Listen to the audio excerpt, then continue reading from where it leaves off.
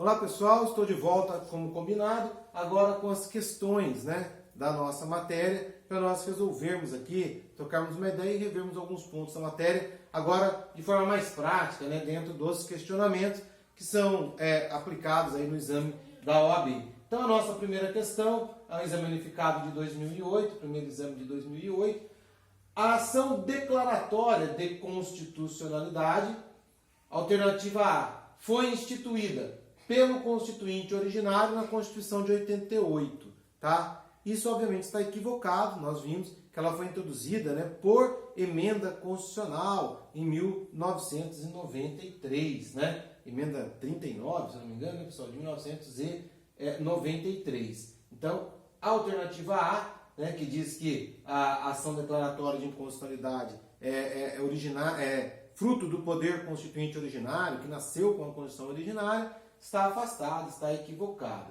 Alternativa B, a ação declaratória de constitucionalidade pode ser proposta por qualquer cidadão perante o STF. Também não tem cabimento, pessoal? O que pode ser proposto por qualquer cidadão é ação popular, é outro objeto, não tem nada a ver com a ação declaratória de constitucionalidade. Quem que pode propor uma ação declaratória de constitucionalidade? Os mesmos legitimados da ação direta de inconstitucionalidade, aqueles do artigo 103, 1 a 10 da Constituição. Beleza, moçada?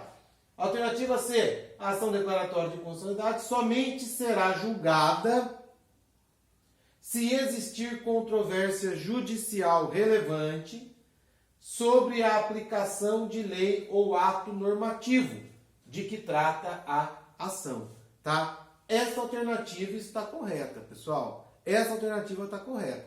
Só posso falar em ação declaratória de constitucionalidade se houver uma controvérsia judicial relevante a respeito de lei ou ato normativo. Vou fazer uma pergunta para vocês, tá? Essa alternativa está correta. E se a alternativa fosse assim, pessoal? Somente será julgada, a ação declaratória de constitucionalidade somente será julgada, olha só, se existir controvérsia judicial relevante sobre a aplicação da lei ou ato normativo estadual de que trata a ação. Estaria correto, pessoal? Não. Se eu estou falando de ação declaratória de constitucionalidade no âmbito federal, no Supremo Tribunal Federal, tá? Ela vai ter por objeto apenas lei ou ato normativo federal. Lei ou ato normativo estadual não pode sofrer ADC no Supremo Tribunal Federal. Tá bem, pessoal? Tranquilo? Por fim, não admite a ação declaratória de constitucionalidade, não admite medida cautelar, haja vista a presunção de constitucionalidade das leis e atos normativos equivocado. É possível, sim, cautelar, nós vimos, o Supremo vai decidir por maioria absoluta, e a cautelar tem um efeito bem específico, que é suspender o julgamento dos processos, que todos os juízes e tribunais suspendam o julgamento dos processos que versem sobre a matéria objeto da ADC. Tá certo? Até o julgamento definitivo pelo Supremo, que deverá se dar no prazo máximo de 180 dias. Beleza, turminha? Então, nessa questão curtinha, simplesinha, a alternativa correta é a alternativa C, moçada. Tranquilo? Beleza? Tá falando aqui de ação declaratória de constitucionalidade de ADC, tá? A segunda questão, essa aqui é uma questão um pouco mais extensa, até ficou menorzinha aqui a tela, também a OAB exame unificado, agora 2009, segundo exame de 2009. Assinar a opção correta no que diz respeito ao controle das omissões constitucionais, tá? Então agora nós estamos falando de omissão, estamos falando de ADIM por omissão. A ação direta de inconstitucionalidade por omissão que objetive a regulamentação de norma da Constituição Federal somente pode ser ajuizada pelos sujeitos enumerados no artigo 103 da Constituição. Até aqui está indo bem. sendo a competência para o seu julgamento na esfera federal privativo do STF. Oh, perfeito, né, pessoal? De fato, tá? Quem pode propor ação direta de inconstitucionalidade por omissão, a ADIM por omissão, são os legitimados do 103 e a competência para o julgamento é privativa, né, no âmbito federal do STF, tá? Me parece que está correta, mas vamos ver as outras, pessoal. Na omissão constitucional total ou absoluta, o legislador deixa de proceder à completa integração constitucional, regulamentando deficientemente a norma da Constituição Federal. Vamos entender isso aqui, pessoal? E eu coloquei essa questão propositalmente, justamente para explicar isso daqui para vocês, tá? O que é uma omissão constitucional total e o que é uma omissão constitucional absoluta, tá, pessoal?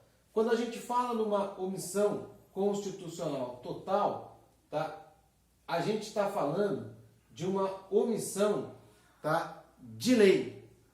Não tem lei regulamentando a matéria, tá certo? O legislador sequer começou a regulamentação da matéria, tá? E quando eu falo numa omissão constitucional, perdão, pessoal, volta aqui. Quando eu falo numa omissão constitucional total ou absoluta, tá? É o que eu acabei de explicar. É quando não há lei regulamentando a matéria, tá certo?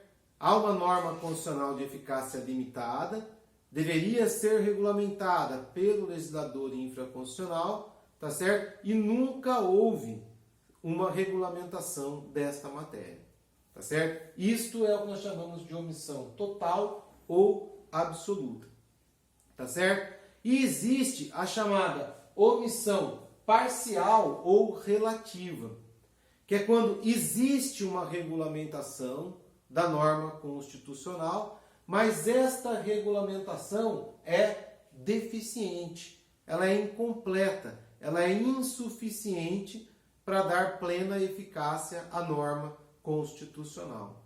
Tá bem? Então, recapitulando, pessoal, quando eu falo em omissão constitucional total ou absoluta, eu estou falando da completa ausência de regulamentação por parte do legislador infraconstitucional da norma constitucional de eficácia plena. Não tem nada, né, no âmbito infraconstitucional regulamentando aquele dispositivo constitucional de eficácia limitada. Tá certo? Não há nada regulamentando aquele dispositivo constitucional de eficácia limitada. Não há qualquer esforço por parte do legislador infraconstitucional em regulamentar a matéria.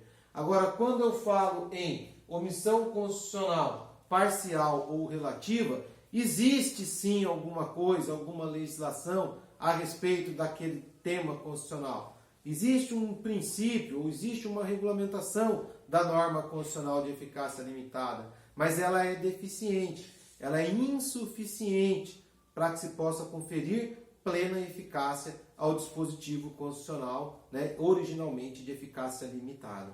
Tá bem? Então, voltando aqui, a omissão constitucional total ou absoluta, né, na omissão constitucional total ou absoluta, o legislador deixa de proceder à completa integração constitucional, regulamentando deficientemente a norma constitucional, a norma da Constituição. Não é, né, pessoal? A regulamentação deficiente é omissão parcial ou omissão relativa. Para ficar completo aqui, teria que ser assim, ficar perfeito, né? Na omissão constitucional total ou absoluta, o legislador deixa de proceder à completa integração constitucional, não regulamentando, abstendo-se de regulamentar, não elaborando norma regulamentar da Constituição Federal. Tá certo? Por quê? Porque omissão total ou absoluta é ausência de regulamentação, né? A regulamentação existente, mas deficiente, é omissão parcial ou relativa. Tá bem, turminha? Isso não está no nosso material, né? É difícil uma questão da OAB que não esteja no nosso material. Talvez até, talvez não, né? Eu vou introduzir isso daí nas próximas edições, né, do meu material. Alternativa C. A omissão constitucional pode ser sanada mediante dois instrumentos: o mandado de injunção, ação própria do controle de constitucionalidade concentrado, e ação direta de inconstitucionalidade por omissão, instrumento do controle difuso de constitucionalidade. Está trocado, né, pessoal? Está trocado. O mandado de injunção, ele também serve, tá, para proteger um direito constitucional não regulamentado. Ele serve para defender o indivíduo, o cidadão que tem um direito previsto na Constituição, mas que não pode ser exercido por ausência de regulamentação desse direito. Então, o objetivo do mandado de injunção é o mesmo da ação da ADI por omissão, tá? Mas o mandado de injunção, ele é impetrado individualmente. Cada indivíduo ingressa, né, com a sua ação, né, com o seu mandado de injunção. Portanto, em qualquer juiz, qualquer tribunal, portanto, ele é controle difuso. Injunção, difuso. Enquanto que a ADIM por omissão é controle concentrado. É direto no Supremo Tribunal Federal, né? É só pelos legitimados, só pode ingressar com ele, né, os legitimados, e tem por finalidade ali uma inconstitucionalidade por omissão da Constituição Federal, né? E por fim, a alternativa D. O mandado de injunção destina-se à proteção de qualquer direito previsto constitucionalmente, mas inviabilizado pela ausência de norma regulamentadora. Isso também é falso, pessoal, tá? O mandado de injunção, ele tem direitos específicos, ele não protege qualquer direito, tá bem? Ele protege lá direitos relativos a liberdades públicas, nacionalidade, soberania e cidadania. Então, só direitos relacionados a liberdades públicas, à nacionalidade, ao exercício da soberania e da cidadania é que vão ser protegidos através de um mandado de injunção.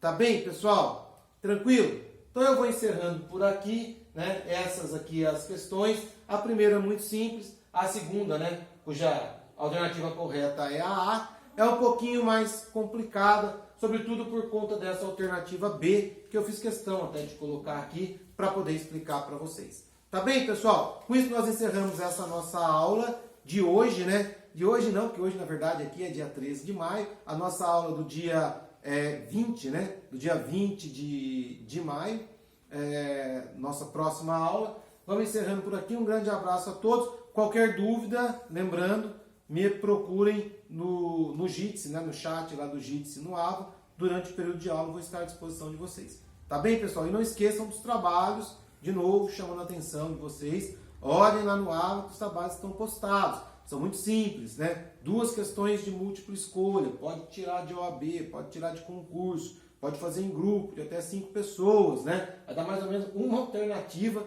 para cada pessoa do grupo. Então não tem desculpa para não fazer o trabalho. Tá bem, pessoal? Grande abraço a todos, fiquem com Deus, se cuidem e até a próxima, galera.